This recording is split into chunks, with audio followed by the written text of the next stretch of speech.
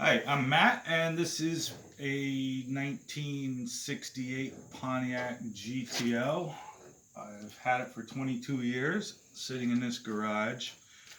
Um, a cold start video goes, I'm going to touch the engine. Here's the exhaust manifold. It hasn't started today. It was running last night. It's a beautiful morning. It's about 74 degrees. This car is a little temperamental about starting when it's warm out, but since it did run recently, it should start right up.